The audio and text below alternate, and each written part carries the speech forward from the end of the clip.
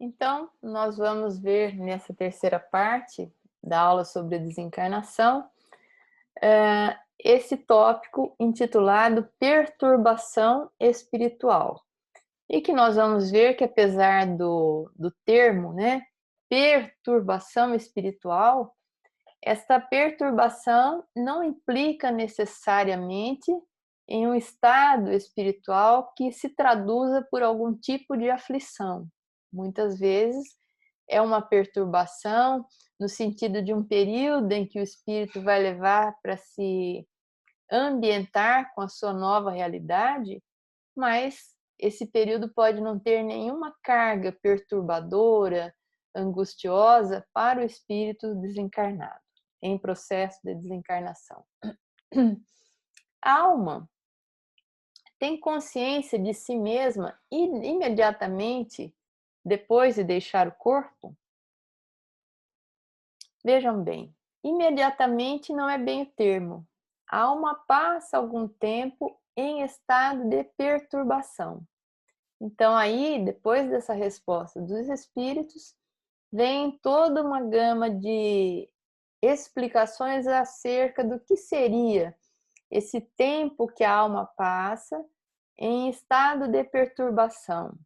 Então, vejam, imediatamente após a morte do corpo e após a separação do perispírito e o corpo, o espírito desencarnado, ele não tem uma consciência imediata de si mesmo e nem mesmo do que aconteceu por ele, porque ele vai passar por esse período de perturbação.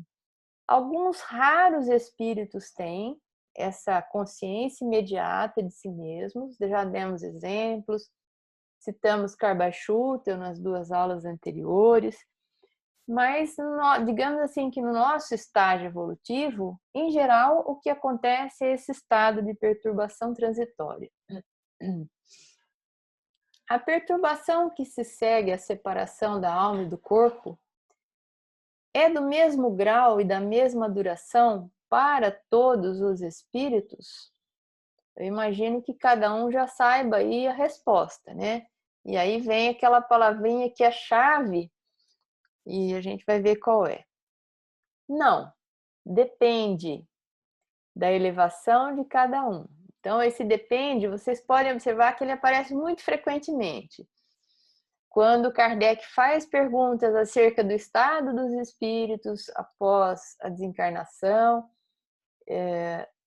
normalmente os espíritos respondem com depende da elevação de cada um, né? Então, a perturbação que se segue à separação entre a alma e o corpo, a duração desta perturbação depende diretamente da elevação moral de cada um. Aquele que já está purificado se reconhece quase imediatamente, pois que se libertou da matéria antes que cessasse a vida do corpo. Enquanto que o homem carnal, aquele cuja consciência ainda não está pura, guarda por muito mais tempo a impressão da matéria. Então, é aquela história, o ser moralmente mais evoluído, ele se liberta mais facilmente da matéria e também o período de perturbação é muito mais rápido e muito mais sereno, digamos assim, né? Aquele que tem uma evolução menor, que é uma pessoa muito ligada à matéria, muito apegada às coisas da Terra, essas que vão ficar, ele tem mais dificuldade para se libertar e o período de perturbação ele será mais prolongado e talvez um pouco mais aflitivo para ele. O conhecimento do espiritismo exerce alguma influência sobre a duração mais ou menos longa da perturbação? Quer dizer, o fato da gente estar aqui estudando doutrina espírita há praticamente 2 anos, ou muito mais do que isso, lendo, estudando as obras básicas, meditando sobre todas essas questões, especificamente nós aqui estudando a desencarnação, será que isso tem alguma influência sobre a duração mais ou menos longa da perturbação? Influência muito grande. Isso porque o espírito já antecipadamente compreendia a sua situação. Mas vejam o destaque que a gente coloca aí. Mas a prática do bem e a consciência pura, ou seja, a consciência tranquila, são o que maior influência exerce. Então, não adianta nada a gente saber doutrina espírita de capa a capa, a gente decorar todas as perguntas e respostas do Livro dos Espíritos, a gente, enfim, conhecer ou ter lido toda a obra psicografada por Francisco Cândido Xavier, se isso não nos ajudou a sermos criaturas melhores, né? Se a gente não mudou nem 1 milímetro no sentido da prática do bem e de estarmos mais tranquilos para com a nossa consciência, isso nos ajuda de alguma forma, porque conhecimento é sempre conhecimento. Mas o que transforma a nossa realidade, o que modifica, que tem impacto realmente modificador na nossa condição durante e após a desencarnação, é essencialmente a prática do bem e a consciência tranquila.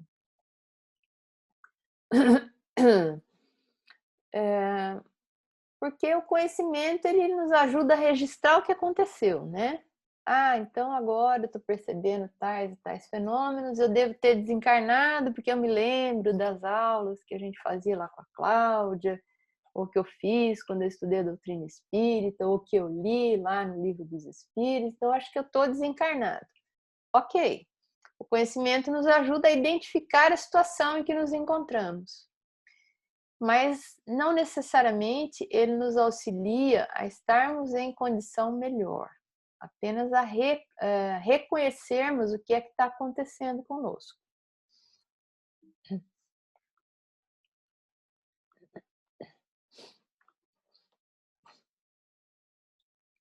Aqui nós temos alguma reflexão de Allan Kardec sobre essa perturbação. É muito elucidativa, né?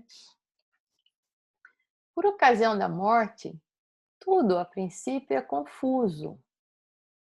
De algum tempo precisa a alma para entrar no conhecimento de si mesma.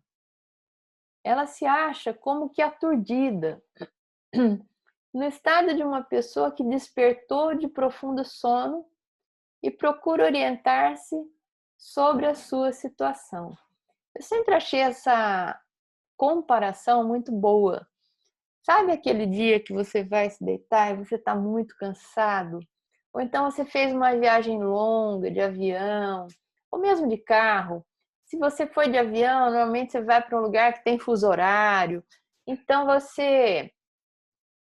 aí você chega num estado tal de cansaço, de privação de sono leve, que você não conseguiu descansar às vezes no avião. E aí você cai num sono profundo. E aí, quantas vezes já me aconteceu, e isso é comum acontecer com o viajante, ele acorda sem noção de onde ele está, que dia que é, o que está acontecendo com ele, até ele cair a ficha, como se diz, nossa, eu estou em outro país, gente, eu viajei de avião não sei quantas horas, nossa, hoje é domingo de manhã, né? E aí ele vai se orientando. Mas quando a gente acorda, às vezes, ou quando a gente simplesmente dorme depois de um dia super cansativo, cheio de preocupações, a gente às vezes acorda também e não sabe. Que dia que é hoje? Será que eu tenho que levantar correndo para ir trabalhar? Será que é domingo? Sabe aquela situação, aquele aturdimento que às vezes nos visita? É mais ou menos isso, é uma desorientação que o espírito tem inicialmente no mundo espiritual e ele vai procurando se orientar progressivamente acerca da sua situação. A lucidez das ideias e a memória do passado lhe voltam, à medida que se apaga a influência da matéria, que ela, a alma, né, acaba de abandonar. e à medida em que se dissipa, uma espécie de névoa que lhe obscurece os pensamentos. Então, esse estado de aturdimento, de desorientação, em que a gente fica meio, né? O que está acontecendo? Onde que eu estou? Quem são essas pessoas que estão aqui? Isso pode levar alguns minutos, pode levar algumas horas, alguns dias, né? Ou muitos dias, dependendo de todos os fatores que a gente já comentou há pouco. Muito variável é o tempo que dura a perturbação que se segue à morte. Pode ser de algumas horas, como também de muitos meses e até de muitos anos.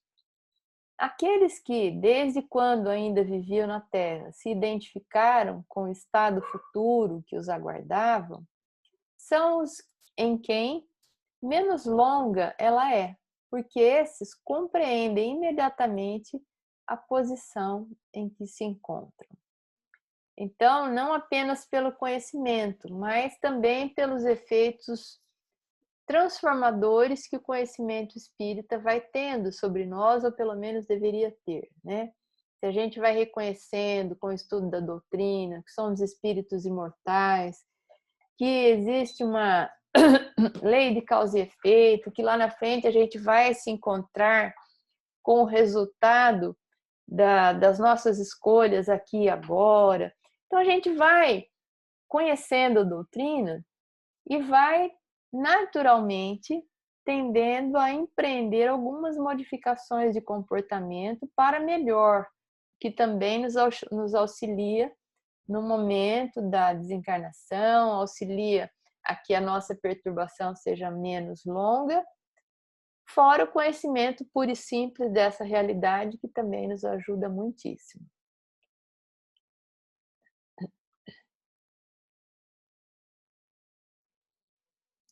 Olha que interessante. A perturbação que se segue à morte nada tem de penosa para o homem de bem que se conserva calmo, semelhante em tudo a quem acompanha as fases de um tranquilo despertar. Aqui, mais uma vez, a gente pode fazer uma comparação com aquela situação de desorientação que a gente tem quando a gente desperta. Tem casos em que a gente acorda desorientado, fica meio desesperado, que dia é hoje, bate uma aflição tremenda, e tem casos em que a gente levanta, a gente tá meio, nem levanta ainda, a gente tá meio sonolento, olha, que dia será, né? E a gente tá tranquilo, a gente não tá sabendo muito bem o que está acontecendo, se a gente dormiu só 1 hora, se a gente dormiu 10 horas seguidas, a gente não perde a noção. Mas aquilo vai normalmente sendo um despertar tranquilo. Então, eu já passei pelas duas coisas, né? De acordar desesperada, achando que eu estava perdendo hora, que dia é hoje, aquilo, o coração chega a disparar, e tem aquele dia que você não sabe muito bem, mas que você vai acordando devagar e vai se situando. Então, o homem de bem, quando desencarna, ele vai despertando tranquilamente, se conserva calmo e vai acompanhando as fases dessa consciência do seu próprio estado, né, que cada vez vai se tornando mais clara. Então é por isso que esse termo perturbação, ele não está vinculado necessariamente à ideia de sofrimento.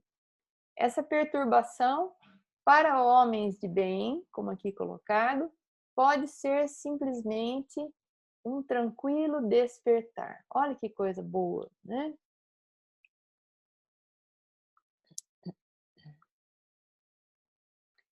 Olha outra informação importante. Nos casos de morte coletiva, tem sido observado que todos os que perecem ao mesmo tempo nem sempre tornam a ver-se logo. Presas da perturbação que se segue à morte, cada um vai para seu lado, ou só se preocupa com os que lhe interessam.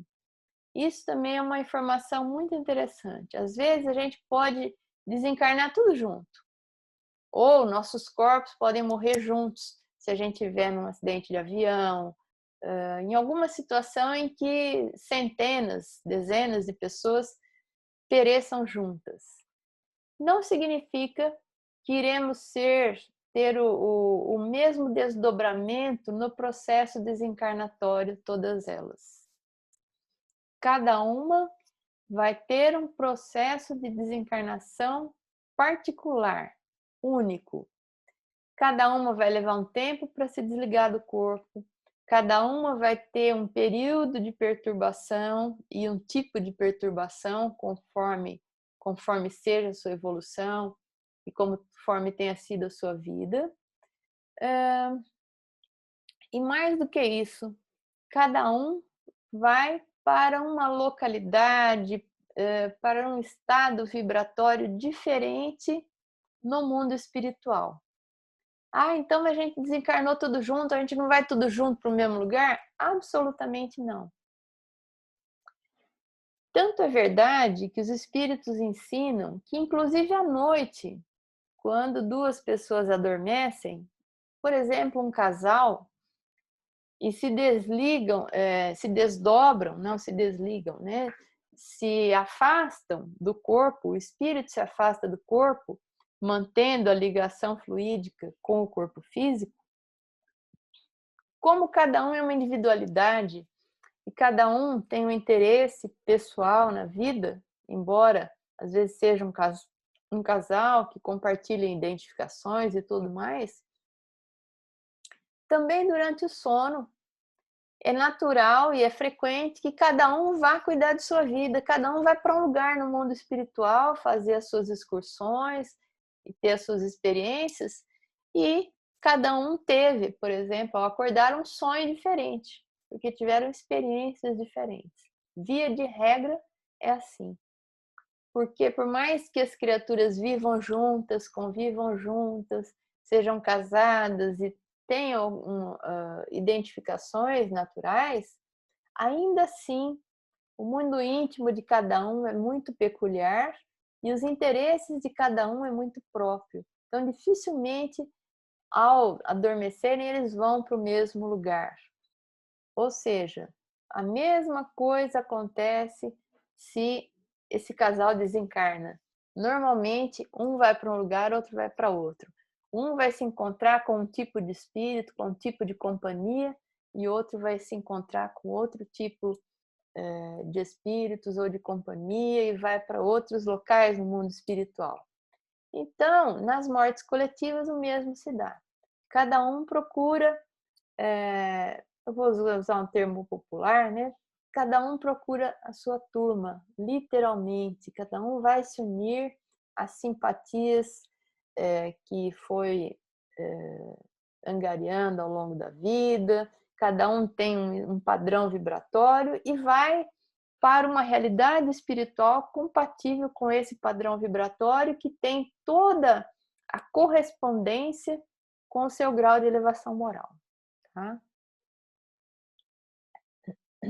Também, no caso de morte coletiva, já dissemos, mas só repetindo, os estágios, o tempo da própria perturbação também pode ser muito variável para cada espírito. Naquele evento que morreram, que desencarnam vários, pode ter alguns que têm algumas horas de perturbação, a outros que têm alguns anos, né? Por isso é tão ilusória aquela ideia que algumas pessoas que têm ideações suicidas alimentam, de que, então, muitos suicidas às vezes deixam cartas ou acreditam, né, pelo desconhecimento das questões espirituais, que ao interromperem a própria vida, eles vão se encontrar com entes queridos que já foram, né? Ou criaturas que eles amavam, ou pai, ou mãe, ou alguém. Às vezes a criatura, inclusive, comete o suicídio em função da perda de alguém, julgando que, ao se suicidar, vai se encontrar com ela, o que é uma grande ilusão, um grande engano, e via de regra isso não acontece, né? Então vejam como o conhecimento espírita nos ajuda, como ilumina os nossos pensamentos e nos tira de algumas ilusões, né? Porque isso é uma grande ilusão, né? Imaginar que a gente, num ato de desespero, para se encontrar com alguém muito amado que já foi, a gente, tirando a própria vida, possa se encontrar com essa pessoa. Nunca é isso que acontece, né? E ao desencarnar, o espírito se lembra imediatamente de suas existências passadas? Pelo que a gente viu aqui, às vezes já fica até difícil dele se localizar, né? Dele se perceber o que está acontecendo com ele, dele perceber que ele desencarnou, dele se situar, dele se orientar no mundo espiritual. Isso é o normal. E as vidas passadas, será que ele se lembra imediatamente? Também tem pessoas que alimentam essa ideia, não, assim que eu desencarnar eu vou saber o que eu fui na outra vida, por que eu tinha dificuldade de relacionamento com aquela outra pessoa, por que eu amava tanto a outra. Vai saber assim que desencarnar o porquê de todas as coisas, vai relembrar as suas existências passadas? Vai não, né? Não vai imediatamente. Vai aos poucos, progressivamente, à medida em que for útil e necessário, o espírito vai recordando, ou vai sendo auxiliado a recordar flashes, momentos de existências anteriores que o ajudem em reflexões futuras, em reprogramações de outras experiências. E mesmo assim, na situação de espírito desencarnado, o espírito não lembra de tudo, não lembra de todas as existências, e mesmo das que ele lembra, ele não se lembra na integralidade. Ah, por quê, Cláudia? Podia lembrar, né? Não lembra. Isso está na correlação direta com o nosso estágio evolutivo também. Não lembra porque muitas vezes o espírito não tem estrutura psíquica para lembrar, para suportar a carga de uma lembrança de tantas existências assim, e de tantas relações, e compromissos, e experiências que teve, né? Então ele vai me lembrando na medida em que aquilo é importante, necessário e principalmente útil para que ele vá reprogramando futuras encarnações. A gente vê muito bem isso nesse livro Getúlio Vargas em Dois Mundos. Esse foi um cartaz de uma peça que foi encenada com base no livro e que esse livro mostra o planejamento encarnatório de Getúlio, depois conta, né, a história de Getúlio aqui no mundo, na Terra, como nós sabemos, e depois a volta do Getúlio ao mundo espiritual, com várias questões que ele carrega depois, com várias questões conscienciais, compromissos que ele tinha antes de encarnar, que ele não cumpriu, etc. E ele vai sendo auxiliado pela espiritualidade a se lembrar. Ele começa a se perguntar, mas por que eu fiz isso? Por que eu me liguei a tais pessoas? Por que eu não fiz aquilo? E ele vai sendo auxiliado a se lembrar de existências anteriores que vão explicando alguns porquês daquela última existência. E é um processo tão interessante porque são existências tão recuadas e tão difíceis de serem acessadas por ele mesmo através de suas lembranças, que ele vai tendo um auxílio da espiritualidade, ele vai sendo colocado em frente a um monitor, como se fosse um monitor de televisão, e algumas cenas vão sendo mostradas a ele. E aos poucos ele vai não apenas assistindo, como se fossem cenas de um filme, mas ele começa a se reconhecer em alguns personagens, e aquilo é um recurso que o auxilia a relembrar depois, ele mesmo, episódios de suas existências anteriores, e com isso ele vai repensando seus atos, vai reprogramando outras experiências. Então, as nossas existências ficam como que em sedimentos, como que em camadas, né, da nossa memória, e se elas são mais recuadas, mais antigas, às vezes a gente, na condição de espíritos libertos da carne, ainda assim a gente precisa de auxílio da espiritualidade para ter acesso a esse arquivo profundo de experiências vividas em encarnações anteriores, né? Então, tudo vai sendo feito na medida da nossa da utilidade desse processo e da nossa necessidade. E eu queria falar um pouquinho também para vocês acerca da experiência de quase morte, chamada EQM. Aqui a gente tem um fenômeno que é muito próprio, que é muito comum, que é muito recorrente nas experiências de quase morte, que é o túnel de luz. Então a pessoa se vê caminhando por um túnel iluminado. Ela, como o próprio nome diz, é uma experiência de quase morte.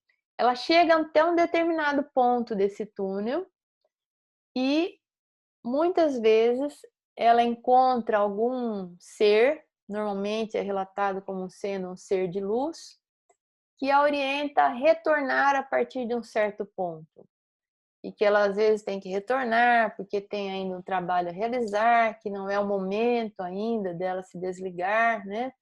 Essas experiências acontecem normalmente, não exclusivamente, mas normalmente em situações de pacientes que estão em UTIs, são narrados geralmente por pessoas que tiveram problemas cardíacos e onde os seus sinais vitais ficam tão minimizados, tão rebaixados e às vezes suspensos por alguns segundos, que tem-se a impressão de que o corpo morreu. Ou às vezes, de fato, o coração para. Então, aquele corpo vai sendo reanimado e às vezes, durante aquele processo de reanimação, o espírito está passando por essa experiência de quase morte, mas depois retorna à vida corpórea. Então, são relatados, isso é uma linha de pesquisa da psiquiatria, os espíritos desencarnados já nos trouxeram relatos sobre isso, e as pesquisas aqui da Terra mesmo, né, e não são pesquisas só feitas, não são feitas por espíritas, existem psiquiatras dedicados a essa linha de pesquisa no mundo inteiro e que não são ligados necessariamente a nenhuma vertente religiosa, muito menos doutrina espírita. Então, quais são as experiências comuns, os relatos comuns da experiência de quase morte? Um sentimento de paz interior. Isso é muito comumente relatado, né? A sensação de flutuar acima do corpo físico, que é o que efetivamente se dá, né? Afrouxam-se os liames, na situação de quase morte eles não se rompem, mas existe um distanciamento entre o espírito, o perispírito e o corpo, que está aqui quase morto. A percepção da presença de pessoas à sua volta. Às vezes, eles percebem pessoas encarnadas que estão ali nos procedimentos médicos de ressuscitação, mas às vezes percebem presença de outros seres que não eram os encarnados. Uma coisa que é interessante, eles adquirem uma visão de 360 graus. Isso coincide muito com o relato dos espíritos e de que quando o espírito desencarna, ele não passa a ver mais apenas pelos olhos, mas ele tem uma percepção por todo o perispírito. Então, todas as sensações e percepções do espírito desencarnado, elas são difusas pelo perispírito. Isso explica essa visão de 360 graus narrada por aqueles que chegaram a quase morrer e retornam à vida. Ampliação de vários sentidos. Então, eles ouvem melhor, eles veem melhor, as percepções são aguçadas, que é o que acontece realmente na vida do espírito desencarnado, né? Todas as suas possibilidades são ampliadas. Existe um fenômeno muito comum, muito frequente, que é uma recapitulação das experiências vividas na última vida.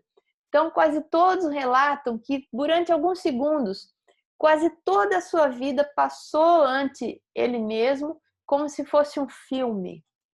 E os espíritos explicam que esse fenômeno de recapitulação da vida é como se fosse, em rápidos momentos, o espírito faz um balanço da vida dele como um todo e leva aquela sensação, aquele saldo que fica acerca dessa recapitulação da vida toda, né? E aquilo ele carrega como lembrança para o mundo espiritual. É como o encerramento de um ciclo, realmente, onde ele revê toda a sua vida, desde a infância até os últimos momentos. E a sensação de viajar através de um túnel intensamente iluminado no fundo é o chamado efeito túnel, e finalmente o retorno. Então, normalmente, nesse efeito túnel, existe aí um relato muito comum de que os espíritos vão caminhando ao longo desse túnel muito iluminado, muito bonito, que transmite muita paz, normalmente, e eles não chegam ao final do túnel. No caminho, no trajeto, eles normalmente se encontram com alguém que os orientam a voltar. E quando eles começam a voltar, eles começam a perceber movimentos, providências de tentativa de trazê-lo efetivamente de volta à vida, normalmente por uma equipe médica. É muito interessante. Nós tivemos a oportunidade, nós já tínhamos lido bastante sobre a experiência de quase morte, e nós tivemos a oportunidade, num congresso médico espírita, no último que nós fomos em Goiânia, uns 4 anos atrás, nós vimos um médico, um cardiologista da cidade de Uberlândia, que foi ao palco, e foi um momento de muita emoção, um médico espírita que estava ali dando um testemunho de viva voz da sua experiência de quase morte. Foi algo diferente de tudo que a gente já tinha visto, né? A emoção que tomou conta daquele médico. Ele teve o rompimento de um aneurisma e ele, como médico, ele sabia o que estava acontecendo, foi orientando a esposa a levá-lo para o hospital mais próximo. Ela falou, mas você... Ele era professor num outro hospital, falou, mas eu vou te levar para o outro, onde você tem seus amigos, você é professor. Eu falei, não vai dar tempo, me leve para esse aqui mais rápido.